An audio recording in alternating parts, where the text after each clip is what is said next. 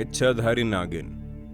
दोस्तों, आज की वीडियो में हम आपको बिहार के एक गांव के ऐसी घटना को बताने जा रहे हैं जिसे सुनकर शायद आप लोग ये सोचेंगे ये घटना महज एक काल्पनिक कथा है और वास्तव में इस घटना की कोई सच्चाई भी नहीं है। लेकिन दोस्तों, आप यकीन करें या ना करें, लेकिन ये घटना बिल्कुल सच है। इस घटना की पूरी सच्चाई आपको इस वीडियो के एकदम अंत में पता चल जाएगी। इसलिए हमारी आपसे सिर्फ एक गुजारिश है, इस वीडियो को अंत तक देखना। लेकिन उससे पहले आप में से जिन लोगों ने अभी तक हमारे चैनल को सब्सक्राइब नहीं किया है, वो जल्दी से नीचे के सब्सक्राइब बटन को दबाकर प्रेस कर देना और चैनल को सब्सक्राइब कर लेना। उसके साथ ही बेल आइकन को भी जरूर प्रेस कर देना। तो चलिए शुरू करते हैं। दोस्तों, जैसा कि आप सभी जानते हैं, हर एक इच्छाधारी नागिन के पास अपनी एक नागमणि होती है। ऐसा माना जाता है स्वाति नक्षत्र तिथि में हुई पहली बारिश की बूंदें अगर किसी कोबरा सांप के मुंह में चली जाए तो वो सांप अपनी नागमणि हासिल कर लेता है। और जब एक नाग अपनी नागमणि को हासिल कर लेता है तो वो उसके पास बहुत सारी अनोखी शक्ति चली जाती है। जैसा कि वो कभी भी अपना रूप बदलकर इंसानों का रूप ले सकता है, जो कभी भी कहीं पर भी जा सकता है और अपनी मर्जी के अनुसार अपने आकार को बदल सकता है। नागमणि मिलते ही वे इन सब शक्तियों का हकदार बन जाता है। वैसे तो एक नागमणि की चमक यानी उसकी रोशनी इतनी ज्यादा होती है कि वो कोसों दूर से इसे चमकते हुए देखा जा सकता है। सभी सांप अपनी नागमणि को इंसानों से छुपा कर ही रखते हैं, लेकिन अगर कोई इंसान इनसे इनकी नागमणि छीनने की कोशिश करता है तो इनका गुस्सा सातवें आसमान पर पहुंच जाता है। और आज के इस वीडियो में हम आपको ऐसी घटना से रूबरू करवाने जा रहे हैं जो घटना बिहार के दरभंगा डिस्ट्रिक्ट के एक छोटे से गांव में घटी थी। इस गांव के चारों तरफ घने जंगल है और इस गांव में सौरव और गोपाल नाम के दो लोग रहते थे। ये दोनों बहुत करीबी दोस्त थे और हर दिन दोनों एक साथ ही पास के जंगल में अपने बकरियों को चराने के लिए जाते थे। इस जंगल में एक इच्छाधारी नागिन भी रहती थी जिसके पास एक नागमणि भी थी। ये नागिन अपने इस नागमणि को हमेशा एक कड़ी निगरानी में रखती थी। लेकिन एक दिन गोपाल की एक बकरी अचानक घूमते घूमते घने जंगलों की ओर चली गई। तब गोपाल ने सौरव से ये कहा कि आज के दिन तुम मेरी बाकी बकरियों को लेकर घर चले जाओ, मैं उस बकरी को ढूंढने जाता हूँ। दूसरी तरफ वो नागिन भी अपना रूप बदलकर एक इंसान का रूप लेकर अपने नागमणि को नाक के पास रखकर गांव की तरफ निकल पड़ी थी। और गोपाल भी अपनी बकरी को ढूंढते ढूंढते ठीक उसी जगह पर आ पहुंचा जहाँ पर उस नागमणि को छुपाया गया। यहाँ आकर जब उसने एक पेड़ के नीचे उस नागमणि की रोशनी को देखा तब उसे लगा जरूर ये कोई हीरे का टुकड़ा होगा या फिर ये कोई बहुत कीमती मणि होगी।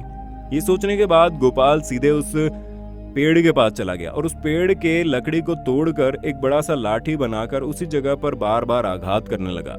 उसने एक लाठी से उसी जगह पर बार बार मारा जिसके चलते वो नाग भी घायल हो गया और कुछ ही देर में वो नाग की मौत हो गई। उस मरे हुए नाग को देखकर गोपाल को ये बात समझ में आ गई कि वो मणि कोई आम मणि नहीं है बल्कि एक नागमणि है। तब उसने लाठी से मरे हुए नाग को 2 बार हिलाकर यह सुनिश्चित कर लिया कि वो नाग पूरी तरह से मर चुका है।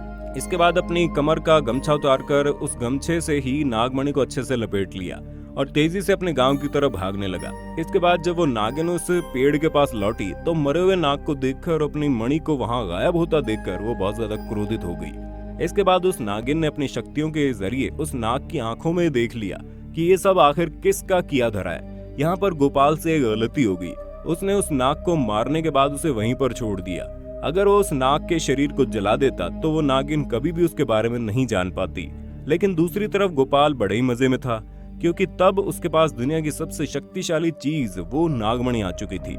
इसलिए घर में लौटते ही उसने पहले ही उस चुराए हुए नागमणि को निकाला और उसे अपने हाथों में लेकर उसने ये मुराद मांगी कि उसका खोया हुआ बकरी जल्दी उसके घर पर लौट आए। और दोस्तों, शायद आप लोग ये बात यकीन नहीं करेंगे, लेकिन इसके सिर्फ कुछ ही देर बाद वो खोई हुई बकरी सीधे उसके घर आ गई।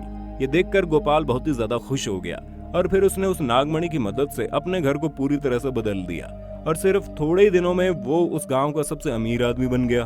और उधर वो नागिन भी गोपाल से अपना बदला लेने के लिए और अपनी नागमणि को वापस लेने के लिए तड़प उठी थी।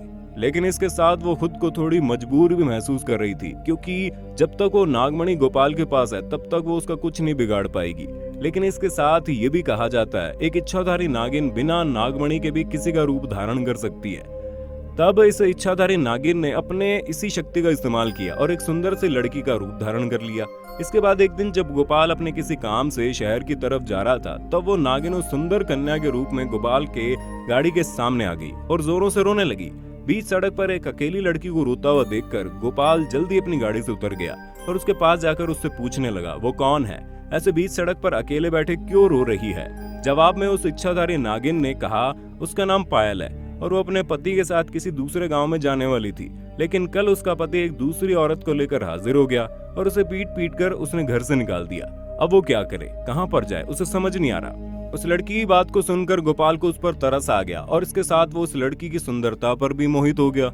इसलिए उसने उस लड़की को अपने साथ सीधे अपने घर ले आया। धीरे धीरे इन दोनों में अच्छी दोस्ती हो गई और ये दोस्ती धीरे धीरे गहरी होने लगी। और एक समय तो ये दोस्ती इतनी गहरी हो गई कि गोपाल को ये बात पता ही नहीं चली कि वो कब उसके प्यार के जाल में फंस गया। एक दिन वो दोनों एक साथ थोड़ी देर के लिए घूमने निकले थे और कुछ दूर जाने के बाद एक सुनसान सी जगह देखकर उस लड़की ने गोपाल से पूछा, तुम्हारे गले में वो चमकती हुई चीज क्या है? ये बात सुनकर गोपाल ने कहा, वो कुछ नहीं है, वो सिर्फ एक साधारण सा पत्थर है। मुझे ये पसंद आया इसलिए मैंने इसे गले में पहन लिया। असल में पत्थर कोई साधारण पत्थर नहीं बल्कि वही नागमणि थी। तब उस लड़की ने उससे कहा, क्या तुम मुझे थोड़ी देर के लिए पत्थर दे सकते हो?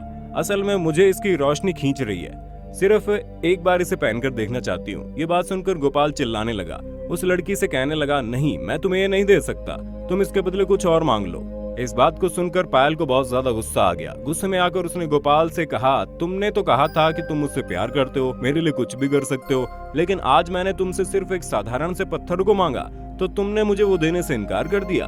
तुम मेरे ऊपर ही गुस्सा हो रहे हो। ये बात सुनने के बाद गोपाल थोड़ी देर के लिए शांत हो गया और फिर उसने धीरे धीरे पायल से कहा, चलो ठीक है, मैं तुम्हें थोड़ी देर के लिए इस पत्थर को पहनने के लिए दे रहा हूँ। ये बोलकर उसने अपने गले से उस पत्थर को निकाला और उसे पायल को दे दिया। इसके बाद वो नागमणि पायल के हाथ आते ही पायल का रूप धीरे धीरे बदलने लगा और धीरे धीरे वो सुंदर कन्या से एक भयंकर औरत में बदलने लगी। थोड़ी देर बाद उसका शरीर सांप के जैसा हो गया और अपने असली रूप में आते उसने कई बार गोपाल को डस लिया और इसके डसने की वजह से गोपाल की मौत हो गई। इसके साथ ही उस नागिन का बदला पूरा हो गया।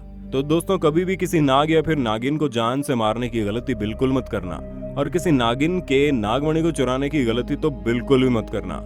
ऐसा करने से वो नागिन 7 जन्मों तक अपना बदला लेने के लिए आपका पीछा करती रहेगी। और इस बारे में आपकी क्या राय है हमें कमेंट में बताना। अगर आपको ये वीडियो पसंद आया तो इसे लाइक करने के साथ साथ वीडियो को अपने दोस्तों के साथ शेयर कर देना। मिलते हैं अगले वीडियो में।